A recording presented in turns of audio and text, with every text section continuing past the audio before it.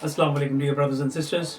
Welcome to our Dawah series where we aim to address the top 50 questions and common misunderstandings about Islam. Let's look at question number 22 in this series. What exactly is Sharia? The Arabic word Sharia refers to the law and way of life prescribed by God for His servants. It deals with ideology, faith, behavior, manners, and matters of daily life. We recognize that customs and traditions, good taste, and civil law all have some authority over people in every culture, preventing them from doing certain things and obliging them to do others. So it is to be expected that religion too would have some authority over people. In Islam, this authority rightfully belongs to God and is derived from His final revelation. The Islamic Sharia is a divinely ordained legal system whose primary objective is benefit to mankind. Its principles are designed to protect people from evil and direct them to what is best in all aspects of life. Moreover, its benefit is for everyone, rich and poor, rulers and ruled, man and woman, Muslims and non Muslims, whose right to worship and manage their personal and family affairs according to their own norms is explicit.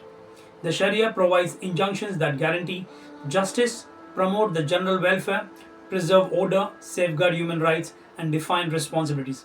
It is established constants are derived from the texts of the Quran and teachings of Prophet Muhammad and have been confirmed by a consensus of Muslim scholars both in theory and in practice. These basic principles are agreed upon by all, while differences over variables are acceptable and in fact provide the flexibility necessary for the system to accommodate changing circumstances. Besides defining methods of Islamic worship, the Sharia provides an outline for thought and education based upon such moral values as justice, generosity, chastity, honesty, mercy, and respect for humanity in general. It provides the standard for social and political issues. The choice of a ruler, consultation within the government, opposition to injustice, defense of truth and right, individual and collective duties, intellectual enlightenment based on evidences and proofs, respect and tolerance for the viewpoints of others, and the encouragement of open and frank discussions. Generally, anything that is neither known to be harmful nor mentioned as forbidden in Islamic law is permitted. In what pertains to daily life, all is allowed except for what was explicitly prohibited in the Quran or by Prophet Muhammad.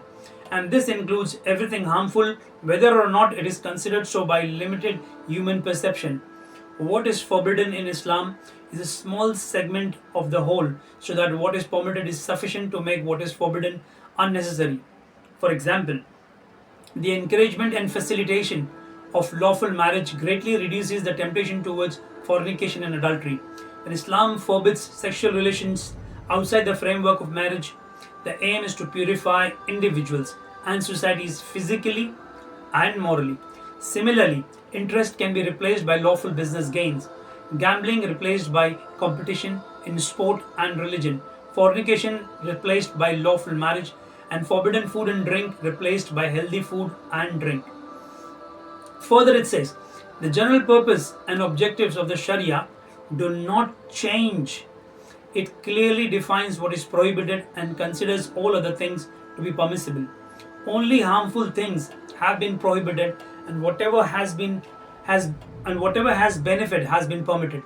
Islamic legislation maintains a balance between the needs of the individual and society, allowing neither to outweigh the other. Also, the inner deterrent of man's moral conscience is fully integrated with external supervision. Islam stresses the role of the individual conscience and is concerned with cultivating within it the fear and love of God and the hope for His mercy. This ensures that an individual will be responsive to the commandments of God even when there is no external monitoring system, and that he or she will voluntarily avoid what is prohibited. However, the system does not rely exclusively upon the conscience. It complements its role by providing laws to be upheld by society and enforced by the judicial authority.